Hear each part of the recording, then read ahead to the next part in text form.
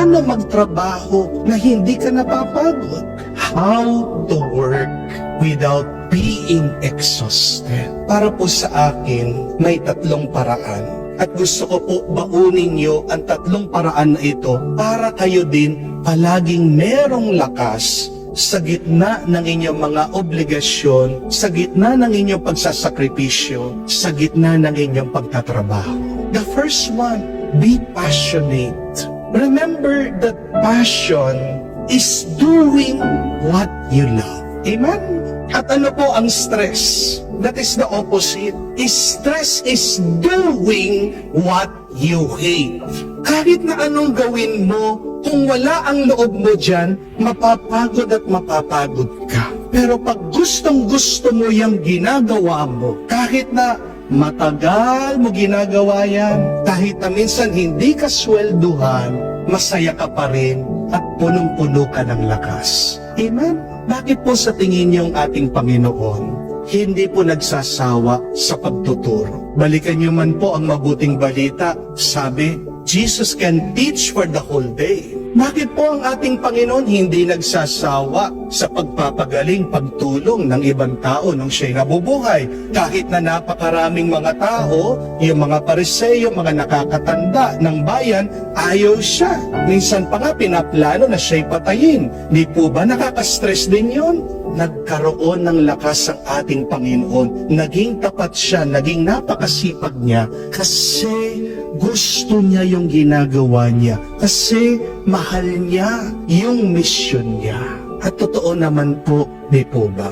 Kapag mahal mo ang ginagawa mo, hindi ka mapapagod sa buhay. Alam niyo po, gumawa sila ng eksperimento sa mga bata. Kinuha nila yung mga bata, pinapanood po nila ng isang educational show, documentary. Anong nangyari sa mga bata? Mga 7 years old, 8 years old. Ilang minuto lang po, hindi na mapakali. Tumatayo, naglalakad, tumatakbo, naglaro, nag-ingay yung mga bata. Pero pinalitan po nila yung palabas. Ginawa po nilang cartoon show. Pinapanood po ng Pokemon, ng Cocomelon. Anong nangyari sa mga bata sa tingin niyo po? Aba, tumigil, tumahimik, nag-focus, tinignan ng mabuti, hindi na po naglaro, naging concentrated yung mga bata. Tingnan niyo po yun, no? Kapag ang puso mo ay nasa ginagawa mo, magiging masaya ka, hindi ka maiinip, hindi ka magsasawa, hindi ka mapapagod. Amen? Paano hindi ka mapagod sa iyong trabaho? Ilagay mo ang puso mo sa lahat ng ginagawa mo. Amen? But second, do the will of God. Baka isang dahilan ng iyong kapaguran ay ginagawa mo ang gusto mo, pero nakalimutan mong gawin ang kagustuhan ng Diyos. Magandang itanong po ito. Bakit ko ba ginagawa ang mga ginagawa ko sa buhay? Maaaring ang iba ang isasagot, siyempre, Father, para magkaroon ng pera. Opo, importante ang pera. Mahirap mabuhay na walang pera sa mundo ngayon. But ask yourself this question. Yung paghahanap mo ng pera, yan lang ba talaga ang kagustuhan ng Diyos para sa iyo? Kahit naman po yung mga sugarol, bakit sila sumusugal? Bakit sila nagpupuyat? Ano po ang kagustuhan nila? Para magkapera. Yung pagnanais ba nila magkaroon ng pera, kagustuhan po ba ng Diyos? Subukan niyo po sagutin niya. Meron po mga iba ngayon, tatanungin mo, bakit ka nag-business ng cafe? Anong sagot nila? Kasi po, yan yung uso. Kasi po, yan po yung pinupuntahan ng mga tao. Wala pong problema doon. Pero dahil gumaya sa iba, pag walang benta, pag nalulugi, anong nangyayari? Tumitigil agad. May kagustuhan sila, pero hindi mo na sinangguning tinanong, yan ba ang kagustuhan ng Diyos na dapat kong gawin sa aking buhay? Ngayon po, mainit na mainit, pinag-uusapan natin ang diborsyo sa Pilipinas. Tanungin niyo po, ang mga ilang mambabatas, bakit po kailangan meron tayong diborsyo sa Pilipinas? Meron pong iba ganitong sagot. Kasi ang bansa daw po natin at ang Vatican, ang dalawang bansa na lang na hindi nagpapatupad ng batas ng diborsyo sa buong mundo. Tingnan niyo po, yun ang layunin para daw po makamukha natin ang mga ibang bansa. But have we stopped and asked the question, is divorce really the will of God? Mga kapatid, tandaan niyo po, kung hindi mo gagawin ang kagustuhan ng Diyos, walang bunga ang kapaguran mo. Ano po ang sabi ng Book of Proverbs? Man plans, but it is God who decides.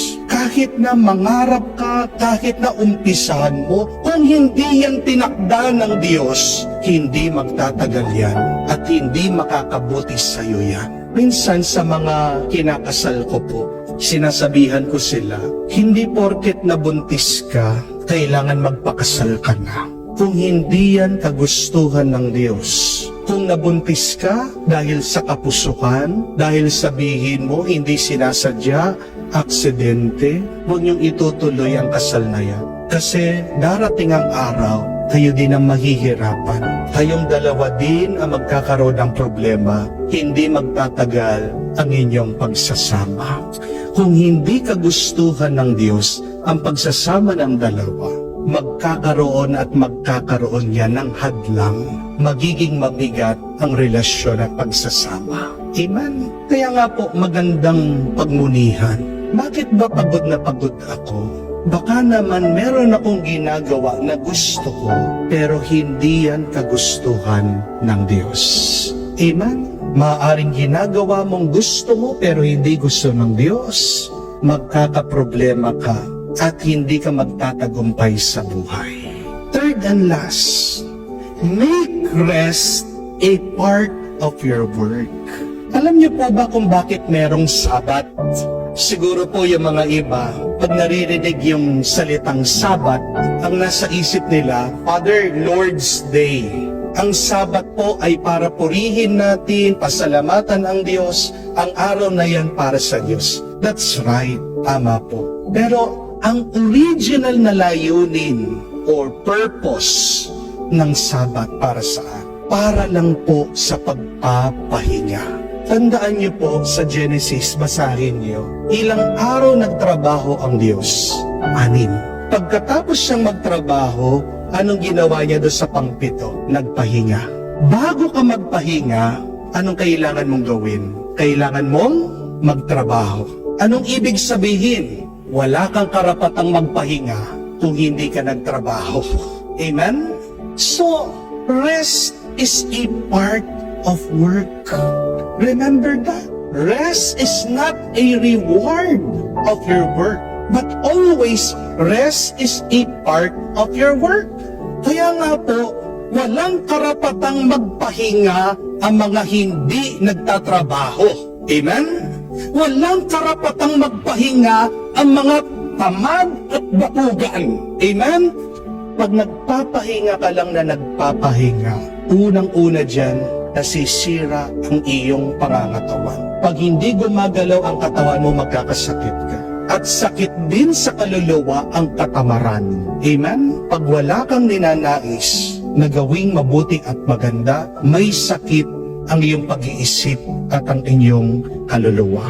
Napakaganda po ng sabi sa Kawikaan. Tandaan niyo po ito. Sabi ng Diyos, balang araw, ang mga masikap ang mamamahala, habang ang mga tamad ay mananatiling alila. Walang nagtatagumpay, walang umaasenso, walang yumayaman na tamad. Pinagpapala tayo ng Diyos sa pamamagitan ng ating pagpapagod, ng ating pagtatrabaho. Hindi ka mapapagod kung ikaw ay magtatrabaho para sa Diyos, pero pagkatapos mo magtrabaho, samahan mo ng konting pahinga, makakapagpatuloy ka muli sa iyong ginagawa. Mga kapatid, ito po ang mabuting balita. Sa iyong pagtatrabaho, hindi ka namang kailangan mapagod at maubos ang iyong lakas. Tandaan mo, para manatili kang may gana, may lakas, at may buhay, number 1, be passionate. Lagay mo ang puso mo sa lahat ng ginagawa. At second, do God's will. Oo, meron kang gusto. But ultimately, pagdasal mo yung gusto mo, sabihin mo, Panginoon, ito ang nais ko. Nais niyo po ba ito? Pero kung gusto mo, malayo ang iyong marating, gawin mo palagi ang nais ng Diyos. Kahit na may pagsubok, kahit na may bigat, kung magiging tapat ka sa Kanya, makikita mo, balang araw, mag-uumapaw ang pagpapala sa buhay mo. Amen? And third and last, make rest a part of your life. Hindi mo kailangan na marami at mahabang pagpapahinga kahit nakakaunti lang. Kung alam mo yung dahilan na ginagawa mo, magiging malakas ka. Magtrabaho ka at magpahinga. At habang nagpapahinga ka, paubaya mo sa Diyos. Do your best and God will take care of the rest.